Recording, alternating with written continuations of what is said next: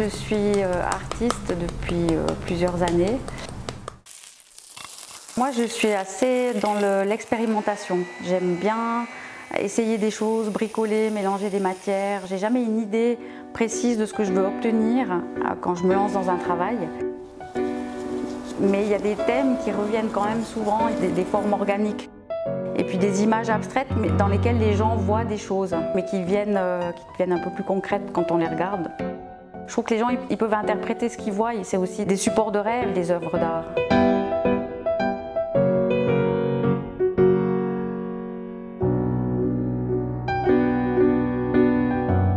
Après, c'est des choses qui existent dans la nature, on ne fait que reproduire et s'en inspirer.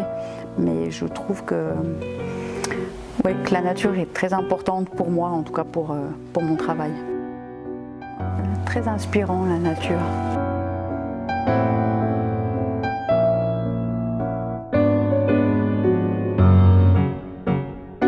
Ce que j'aime avec la terre, c'est que c'est une matière qui a son caractère. Sur certaines, on voit que c'est un morceau que j'ai tordu pour avoir des structures très fortes.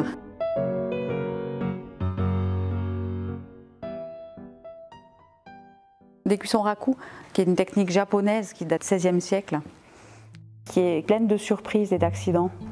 C'est une technique qui m'a beaucoup plu.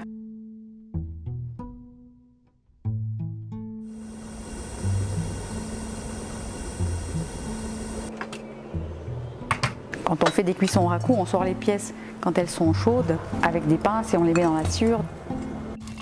On peut intervenir directement. Si je mets de la sciure quelque part, je sais que là ça va devenir noir et là ça va rester blanc. L'enfumage prend de différentes manières en fait sur les pièces. Je suis vraiment très attirée par cette technique de l'enfumage plutôt. L'encre de Chine sur du verre. Il y a d'autres effets qui se produisent. Je faisais juste une tache que j'ai laissée sécher sur le verre.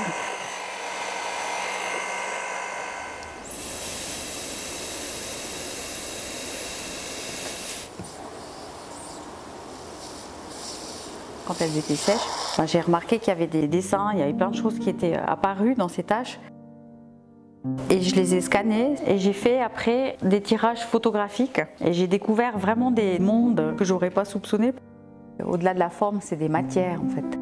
Comme si on était avec une loupe sur des minéraux ou sur du bois ou n'importe. Des cyanotypes, c'est un ancien procédé photographique. Moi j'ai choisi de mettre les encres sur verre que j'ai fait sur un papier. Il est enduit avec du citrate d'ammonium ferrique et du ferricyanure de potassium.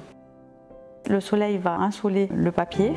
Donc partout où il y a du blanc, c'est qu'il y avait avant un dessin en noir. Et après j'ai fait sur les cartes de géographie. Il y avait de l'encre de Chine, le dessin, il a fait une réserve et on voit pas le blanc mais on voit la carte qui est d'origine, qui apparaît derrière. Pour moi, avant tout, les expositions, c'est aussi des rencontres. C'est vraiment important que ça se passe bien, humainement d'abord. Quand je montre mon travail, c'est que les gens qui ne voient pas les mêmes choses, mais que ça les questionne, ça les interroge. Ils ne passent pas à côté sans regarder. Ils réfléchissent, ils interprètent les choses et ça j'aime beaucoup en fait. Qu'il y ait un dialogue, qu'il y ait un échange aussi, ça c'est très important pour moi. Émotionnellement, quand on arrive à toucher les gens pour un artiste, je trouve que c'est juste super.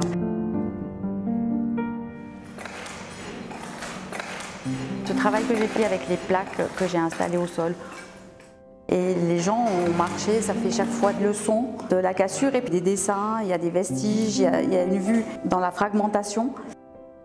Puis je voulais voir l'évolution aussi au fil du temps. Ça parle aussi de l'éphémère, de la terre qui retourne à la terre, elles redeviennent de la poudre, ça se recycle, c'est des processus qui continuent à l'infini. Il y a des choses qui sont décevantes, mais en même temps c'est parce que moi je les ai pas faites bien, enfin où j'étais pas dans un bon état d'esprit pour les faire. Puis après on passe à autre chose, je reste pas bloquée sur des échecs ou des choses comme ça. C'est plutôt des rebondissements qui font que je continue d'avancer. Donc je suis jamais vraiment déçue, non.